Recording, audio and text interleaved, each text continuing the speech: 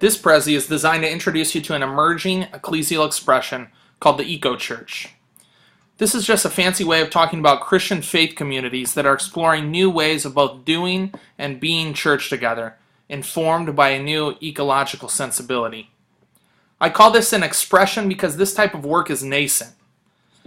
It is so early in its development that it can't yet be called a movement or even a collective. Furthermore, this is not some sort of church growth system or program that has been developed and purveyed by church experts. It is more of an impulse and a practice than anything else. There are churches across the country and even the globe springing up that are seeing, experiencing, learning about, and feeling the effects of global warming and climate change. And in response, they are choosing to do something about it.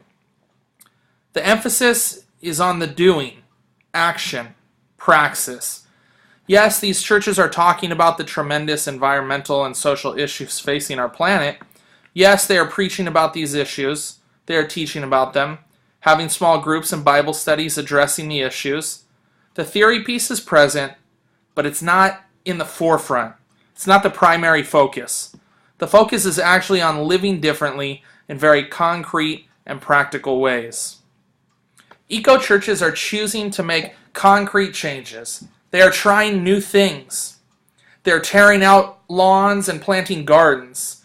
They're finding redemption in composting, seeing what was thought to be dirty, unproductive, and useless transformed into something that's valuable and life-giving, soil.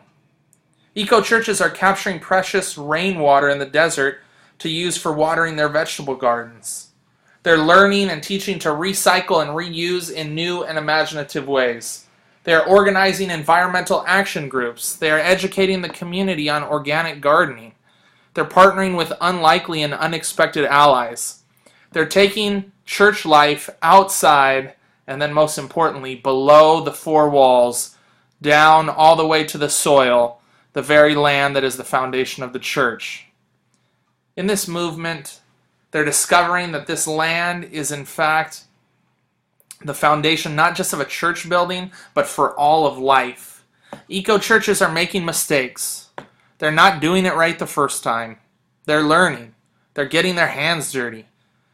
And most importantly, at the end of the day, they are doing something, beginning right where they're at to address the tremendous ecological crises facing our world. They're not claiming to be the solution, to know all the answers, but what they do know is that things can't continue on the current ecological trajectory that threatens the whole biotic community on the entire planet. These impulses and practices are transitioning Christian faith communities from churches to eco-churches. Eco-churches are those Christian communities of faith that are seeking to explicitly connect ecological and environmental praxis on the one hand with ecclesiological and theological praxis on the other hand. It is about bringing together and reconnecting that which has been disconnected, bringing together the world and God, bringing together the mundane and the spiritual, heaven and earth, connecting the human and the divine. This is incarnational church. This is ecological church. It is both daring and risky and also simple and natural. Eco-church is community in profound interconnected relationship to the whole of life, both immanent and transcendent. Let's explore this idea more by looking first at ecclesiology, which just means the study of the church. An important church thinker, Jürgen Moltmann, says that the church has a duty in every period to be clear about three things. First, its situation. Second, its commission. And third, its goal or its end. This provides a helpful framework for exploring this idea, this practice of eco-church. Let's think about this in terms of theater.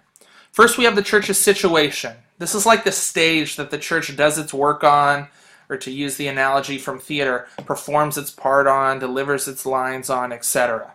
It is the place where the life of the church is lived. If you imagine it, the stage is filled with various different props and backgrounds that make the drama meaningful and come alive in different ways. These are the different contexts, whether they be political, social, economic, etc., that the church finds itself within. And then finally, if you pull back the lens a little bit further, the stage and performance of the drama are located in the theater. The theater encompasses the whole of the drama, the actors, the stage, the audience. This is the biggest and ultimate context. If you don't have a theater, you can't have a play. Using the analogy, the earth forms the theater upon which the drama of the church unfolds. It is the ultimate context for the church. So the social, political, economic, and environmental contexts all converge to form the church's unique situation in any given moment. Second is the church's commission, or what the church is called to do and be in each historical moment. This is like the script of a play. The script tells the actors where they're supposed to be, what they are to do, and what they are to say. It is the story that guides the action and the drama. The church needs a script that will help it understand its situation, its stage, and how it is to act faithfully in light of this situation. Third, and finally, we have the church's end or goal. This is like the conclusion of the play. It's the resolution. It's what all the action and drama is moving toward. This is the vision of God's future for the world that beckons the church to follow faithfully toward this conclusion. Lastly, it's important to note that while all the elements of a play are interesting, the thing of real import is the actual performance of a play. It is one thing to read a script, it is another to see it performed. Furthermore, it is one thing to see a performance and still yet another to be a performer. So keeping all this in mind, we are going to try to understand the eco-church through exploring three things. First, the church's ecological situation. Second, its commission at this critical, historical, and environmental moment. And third, its future goal toward which it's moving. Most importantly, this exploration will look at three eco-ecclesial performances by profiling three eco-churches that have taken root in the greater Los Angeles area. Let's turn first to the ecological scene. We have to start by recognizing that things have changed. Each day it becomes more and more apparent that we are living in a new ecological age. We are in the midst of a great historical environmental transition. Climate scientists talk about this transition being from what they call the Holocene epoch to the Anthropocene. The Holocene was the stable environmental period that fostered and gave rise to modern human civilization. And this era has now come to an end. The page has turned, and a new historical epoch has been born, the Anthropocene. The chief characteristic of this new era is the extent to which humans are fundamentally altering the planet through increased consumption and production. And this altering isn't for the better. Leading environmental activist Bill McKibben uses theological language to talk about the situation. He says this: we're running Genesis backward, decreating. Let's listen to this short answer report from the Wall Street Journal explaining the current and projected impacts of climate change resulting from the massive amounts of greenhouse gases being poured into the atmosphere on account of our current consumption of fossil fuels needed for our ever-growing and expanding world economy. I deliberately chose a piece from a respected and openly conservative news source. This is notable because it means that the time for partisan politics on this issue has passed. While the right and the left might disagree on the solution, both agree that the world environmental situation we are now in is one that is grave and unsustainable. The point is, this is a global human issue that needs a global human response. Let's listen into the report. Negotiators from more than 190 countries gathered in Lima, Peru for climate talks are trying to negotiate a way to avoid catastrophic climate change. What are the scenarios they're up against? They fall into three categories, all interrelated. One, the amount of carbon dioxide in the atmosphere, measured in parts per million. Two, the billions of tons of global greenhouse gases released into the atmosphere each year. And three, the average global temperature of the planet. Climate scientists are alarmed by current levels of carbon dioxide and other greenhouse gases in the atmosphere, which are the primary drivers of recent climate change. Before the industrial age, CO2 levels averaged around 275 parts per million. This year, that number surpassed 400 parts per million, the highest in recorded history. Many scientists believe that concentrations haven't been this high in millions of years, and most say this is the main reason why global temperatures are on the rise. The global average temperature is now above the pre-industrial average by about 0.85 degrees Celsius. Global leaders in the 2009 Copenhagen Accord agreed that it would be dangerous for global temperatures to rise more than 2 degrees Celsius. The Earth has warmed 0.85 degrees Celsius from 1880. So that leaves us around 1.2 degrees Celsius to go before crossing a dangerous threshold, one that risks a degree of climate chaos, say experts, that would make large parts of the planet uninhabitable. What's the plan to keep the temperature from rising more than 2 degrees Celsius? In 2013, the International Panel on Climate Change agreed that based on the fact that carbon emitted stays in the atmosphere for centuries, humankind's total CO2 budget is 1 trillion tons of carbon. But emissions have risen so fast in recent years that the world has already used up more than half that carbon budget. If emissions quantities continue to rise at projected rates, the rest of that budget will be fully spent in the next 30 years. A UN report in November concluded that it could only be avoided if greenhouse gas emissions peaked by around 2025 and then were cut by half by 2050.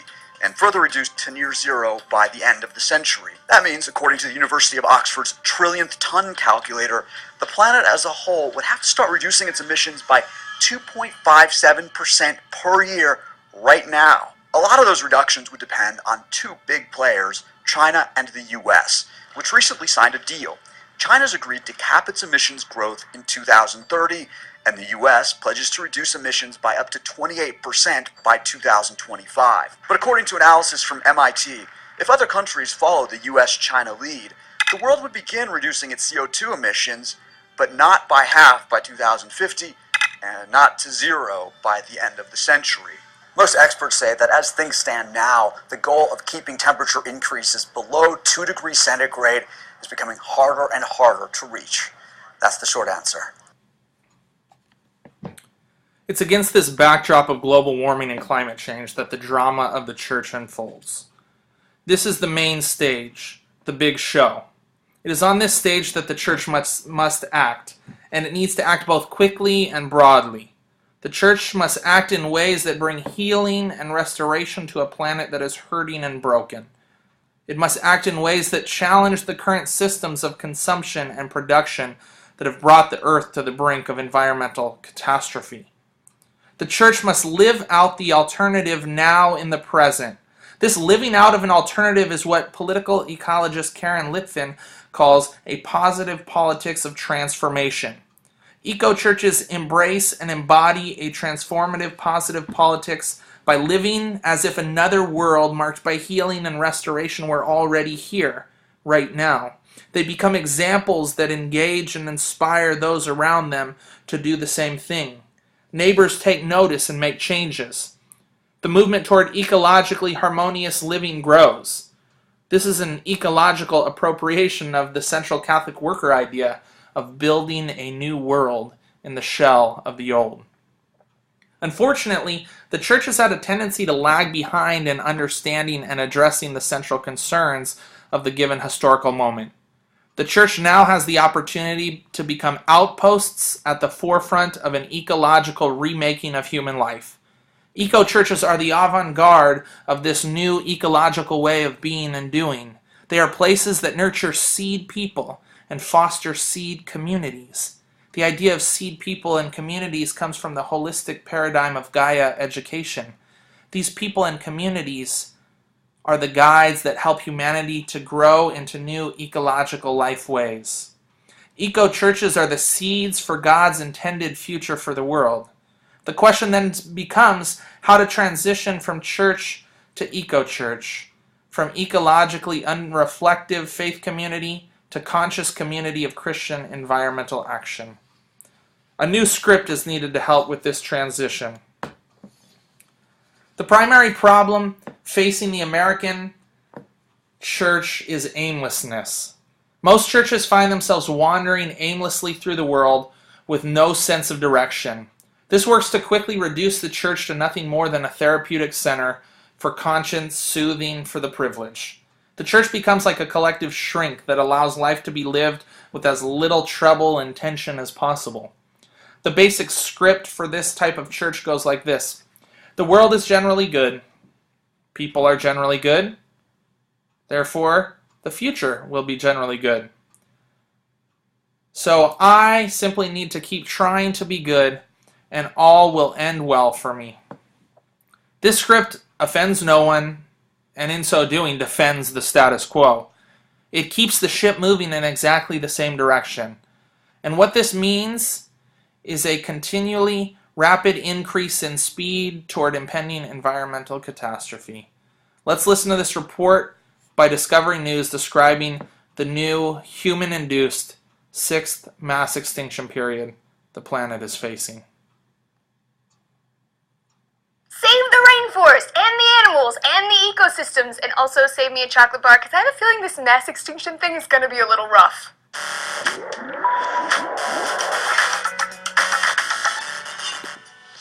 Hey folks, Lacey Green here for D News. In the 3.5 billion years that Earth has been hosting evolving species, there have been 5 mass extinctions, where huge percentages of species die off. The most famous, of course, is the mass extinction that killed off the dinosaurs 66 million years ago. The Cretaceous extinction event killed off about 75% of the species on Earth, but the most deadly was the Permian-Triassic extinction. 90% of species went kaput. In new publications in the journal Science, scientists are saying that it's beginning to look like we're on the brink of the 6th mass extinction, an era researchers are calling Anthropocene defaunation, meaning human-caused animal decline. Currently, we're losing about 27,000 species every year just because of the tropical rainforest being reduced. Animals are dying off in large numbers. For instance, the invertebrates like butterflies, beetles, and spiders have declined 45% in 35 years. During that same 35 years, the human population has doubled. Amongst vertebrate species, anywhere from 16 to 33% of them are globally endangered, and the highest risk are a group called megafauna, the big ones: rhinoceros, giraffes, elephants, polar bears. This group is declining at a rate that matches extinctions in the past, and it's being attributed to shrinking habitats, which they need a lot more space to survive, climate change,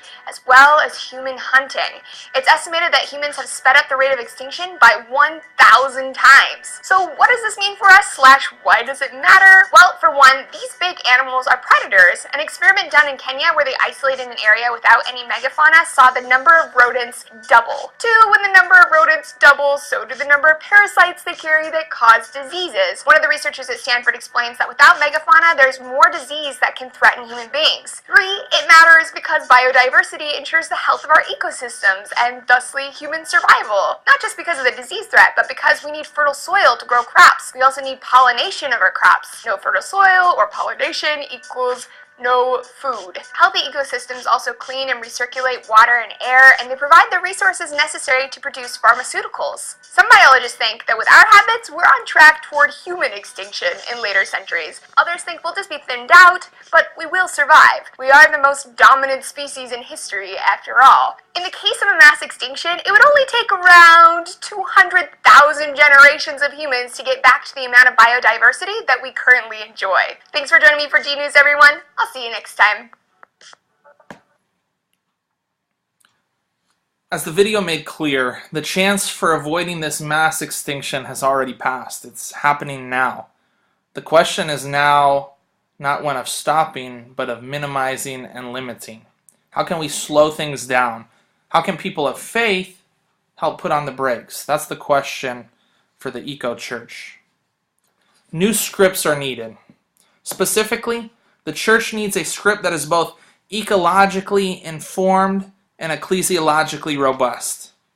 It needs a new guide for understanding the environmental situation and the church's commission to live as the whole people of God in healing and redemptive ways. The dominant script of modernity transformed creation into a machine. This machine was at the service of humans to do with it as they liked. Creation became nothing more than a tool for massive production of goods to fuel humanity's longing for more and more things. The world became a place of profound scarcity and strict competition. The human actors were transformed from dependent creatures into independent creators. The life and beauty inherent in the natural world was stamped out. The entire sacred script of Christianity was flipped on its head. A new script must be recovered that has the ancient wisdom of the Christian tradition. It must be a script that re-sacralizes the world, making it holy, teeming with life once again. Creation and all that is within it must be viewed as sacred. This transforms the world from a place of scarcity and competition into a place of rich abundance and profound interconnectedness. This re-narrating of the world we can call an eco-ecclesial script. At the center of a robustly Christian eco-ecclesial script must be the person of Jesus. Jürgen Moltmann says, "The church's first word is not church, but Christ." Thus, the eco-church moves forward by looking back. It embraces the dangerous revolutionary memory of Jesus. It tells its ancient stories of faith in new and renewed ways. It is a community that understands itself as called and commissioned by God to live life in the world along the way of Jesus. Jesus centers and focuses the eco-church. A promising example of a Christocentric eco-ecclesial script is found in the burgeoning Watershed Discipleship movement. Let's listen in as founder and chief theological animator of the movement, Ched Myers, describes some of the Theo-logic behind the movement as he discusses the story of Jesus' baptism.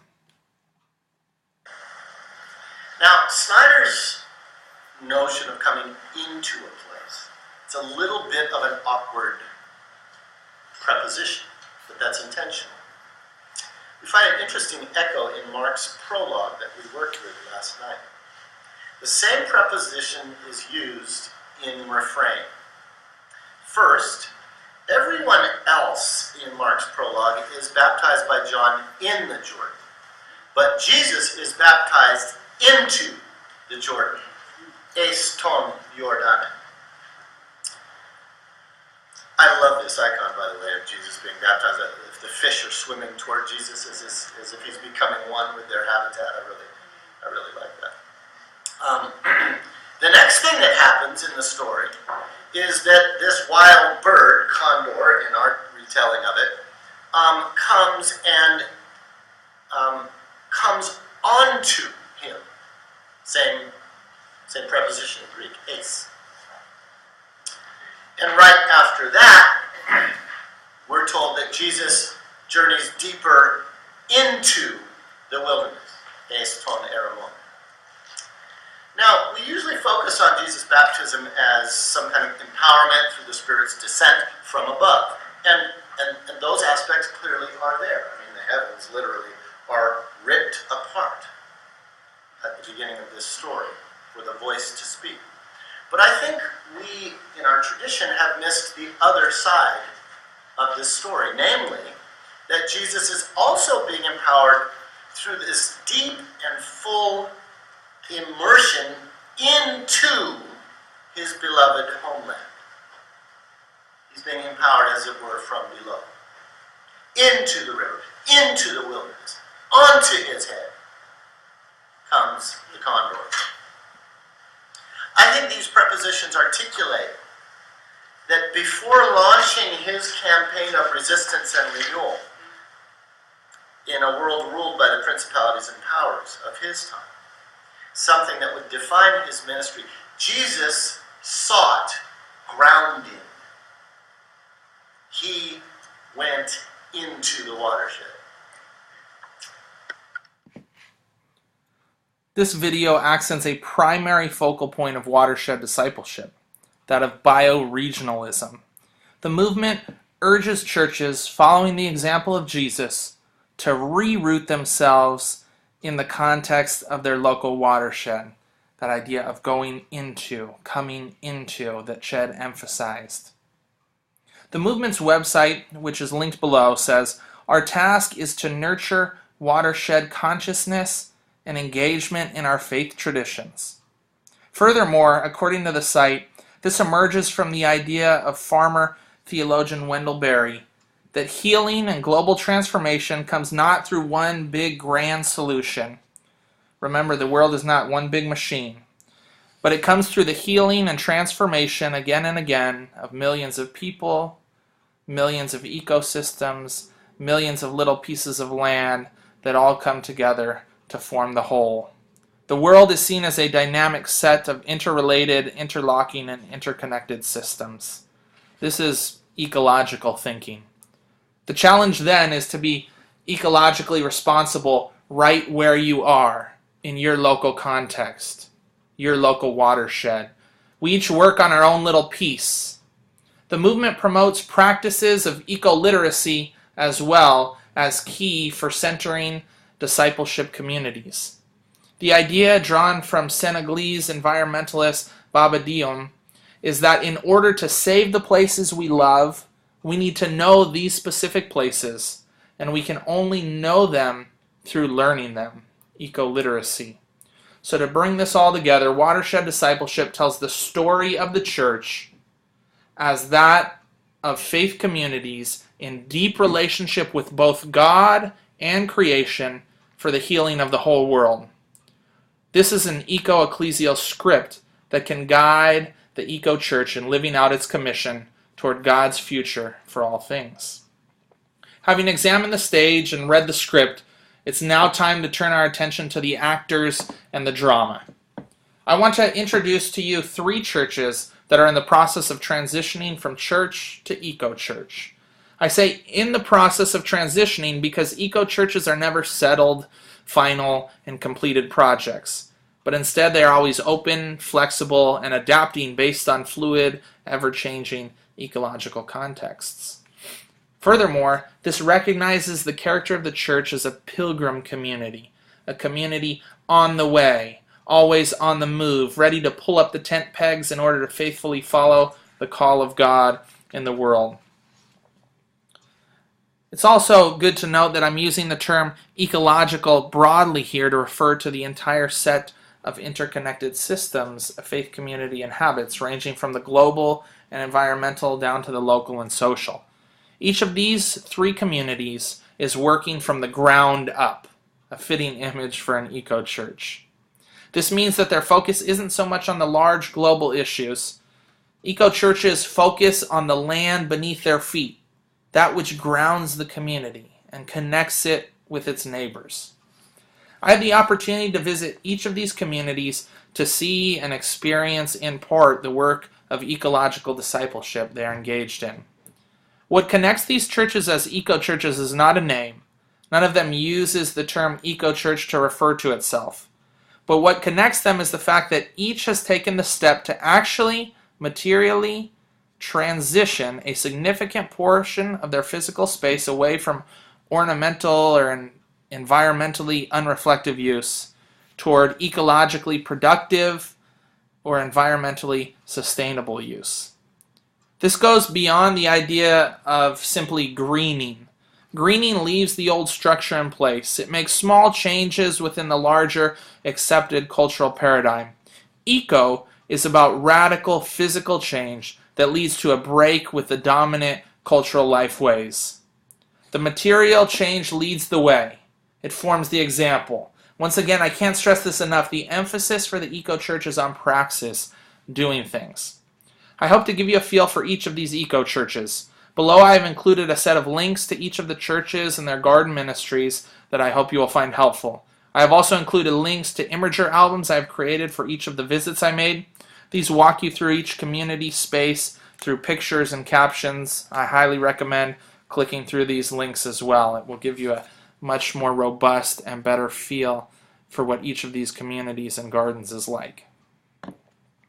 My first visit was to North Oxnard United Methodist Church and the Community Roots Garden. Located in the Calagua Watershed, North Oxnard UMC is a very small church, averaging just 20 to 25 for worship on a typical Sunday. But despite its small size, this community is having a really large impact. Together with their community partners, of whom they have many, they are farming a 1-acre plot of land located right next to the church building. An acre is about the size of a football field, including both of the end zones.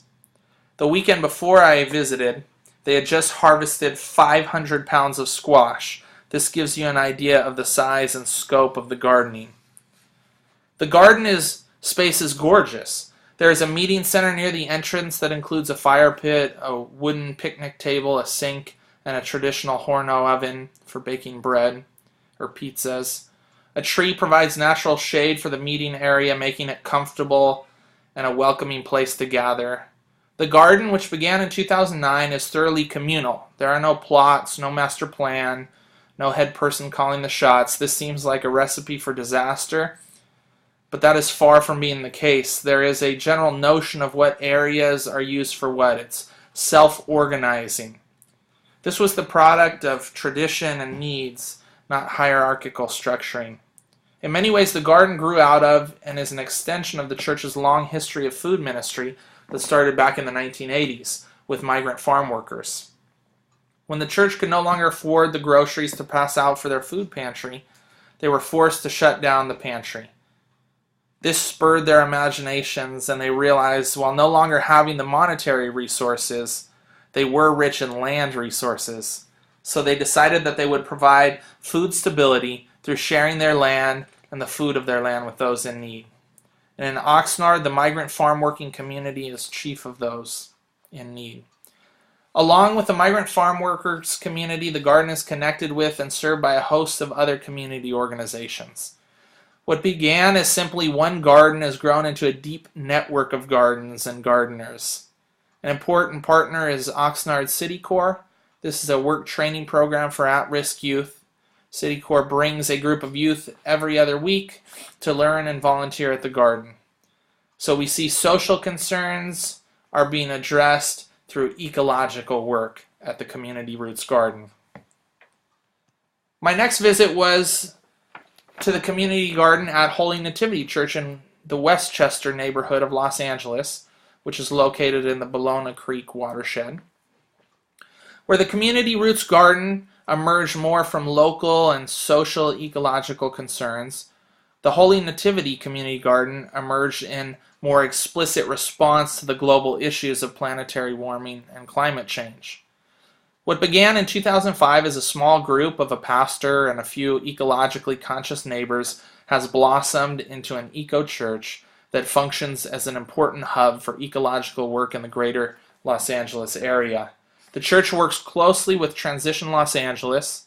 Transition LA is the local hub of a global network that works with communities to rebuild ecological resilience and reduce carbon emissions.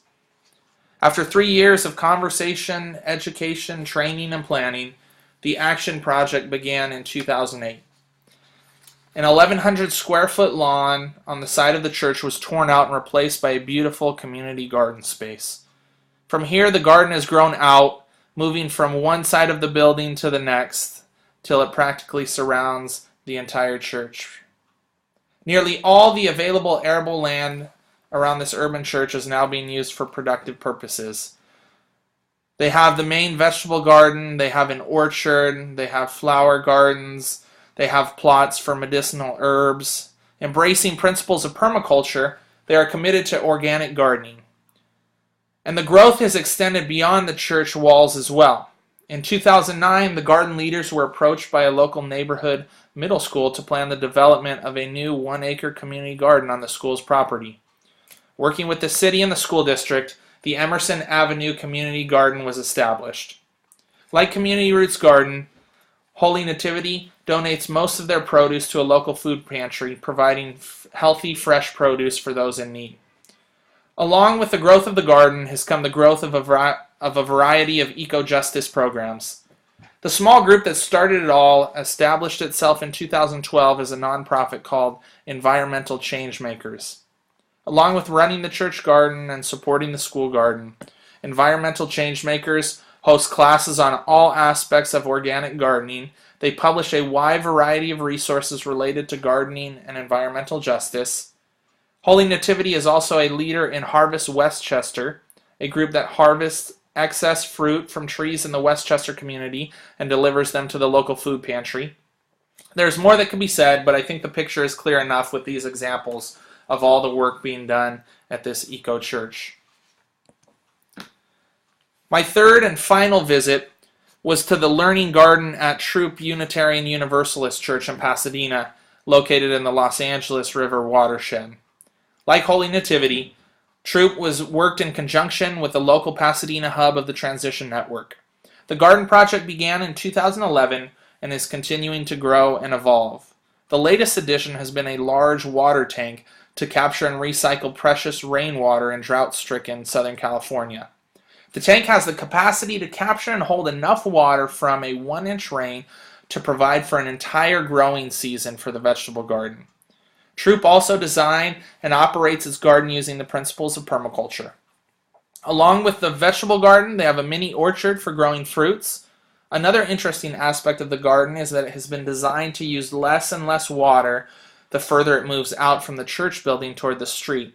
The outer area of the garden is composed of entirely drought-resistant native plants. The last interesting element of Throop's garden, which is in contrast to the other two, this garden has no walls. It's completely open. This is important because it allows the work to be fully on display to all those passing by on the busy intersection where it's located. This also leads to a different form of food distribution. Instead of delivering to the local food pantry, there are signs throughout the garden that invite those who are hungry to take what they need. The homeless and hungry often come through to harvest from Throop's garden. As can be seen, there are similarities and differences between each of these three eco-churches. There's no blueprint, no formal criteria for defining an eco-church. You can't sign up to be an eco-church. But there are certain actions and impulses that are present within a church that form a sensibility that guides this emerging ecclesial expression. I've delineated the 4 that you see on the screen. First, there is transformation of church land and space, as was mentioned earlier. This is probably the primary thing that marks an eco-church. Without this element, you don't really have an eco-church. Eco-churches place material concerns over ideological positions. They are concerned with changing their space to fit the local ecological context and to address the community's unique social needs. Each expression of the eco-church is different because it is local, and each specific place has unique needs. Eco-churches are challenging the dominant paradigm of consumption and production at the most fundamental level, the level of stuff. They are seeking to embody an alternative to the dominant culture. As such, praxis and action are primary. Reflection and ideas follow from here. Second, and following from the first, eco-churches stress getting your hands dirty. For eco-churches, church happens in the garden just as much as in the sanctuary. It happens at the food pantry as much as in the social hall. This is about recognizing the sacredness of all of life. This is a radically open ecclesiology. It moves away from restrictive understandings that limit the divine presence to certain times, places, and spaces. Eco-churches embrace a hermeneutic of sacredness that sees the divine life beating and pulsing in all things. Thus, practically speaking, the liturgy of the garden and the sacrament of the seed become just as important as the liturgy of Sunday worship and the sacrament of bread and cup. Worship happens in both places. Garden and seed might even be more primary, with worship and bread and cup being literally dependent upon garden and seed. No seed, no bread. And eco-ecclesiology is open to this idea. Third, eco-churches are reconnecting. This is an expression of an embodied ecological perspective that focuses on interaction and interrelationship of complex systems. They are reconnecting with the ground below their feet. They are also reconnecting with their neighbors. Reconnecting with the soil and reconnecting with the neighborhood go hand in hand. This is why eco-churches have numerous community partners that they work together with in mutually supportive ways. This is also why eco-churches are providing fresh organic food to their neighbors who are in need. Finally, eco-churches use their space as a hub for community work around issues of justice, both environmental and social. Fourth and finally, eco-churches are planted, grow, and spread. In other words, they are in process. Eco-churches begin small like a seed. They start with one small plot or one discrete space. In the case of the 3 churches I visited, each began with a small vegetable garden, and each grew and spread from this initial starting point. Each is continuing to grow and spread. New ventures are taking place. This growth is not limited to the church space. Other community gardens, urban orchards, home gardening, community harvesting, educational gardening, seed advocacy, the list goes on and on. What begins as a small seed, one little vegetable garden, reaches up and out. Eco-churches are reshaping and liberating local urban landscapes. Like a plant growing, this doesn't happen overnight. It's not magical. It is a process that takes both time and care. It takes a whole interconnected ecosystem of persons, communities, land, and biosphere working in harmony. For the eco-church, the stage has been set, the script read, and the actors and the drama are playing out. The only question remaining is, where is all this heading? What's the goal, the purpose? What's driving this? At the end of the biblical narrative, at the end of the last book, a prophetic vision is given. This vision is not otherworldly as is so often depicted, whether it be sitting on white clouds or ephemeral union with the transcendent. Instead, the vision we get at the end of the Christian story is earthy and ecological. It's found in the book of Revelation, chapter 22, verses 1 and 2. The vision is of a watershed, a river flowing forth, filled with life-giving water, flanked by life-giving trees. The text says that the leaves of the trees are for the healing of the nations. The idea is that the ecological mends the social, the natural heals the human, the land reaches out to heal the people. The eco-church is about embracing and participating in this vision of God's future for the world. It is a returning to the watershed, allowing the land, the dust from which we came and to which we shall return, to touch, transform, and heal us. The capacity for the earth to heal itself is immense. The question is, will we give it time to heal us? The eco-church is working to help give Mother Earth that time for humanity's sake. This brings us to the end of this Prezi on eco-churches. I hope you enjoyed it, learned something from it, and will consider the ways that you and your church can make the transition from church to eco-church. There are a number of helpful links in the description of this video below. Please go ahead and check those out. And thanks a lot for watching.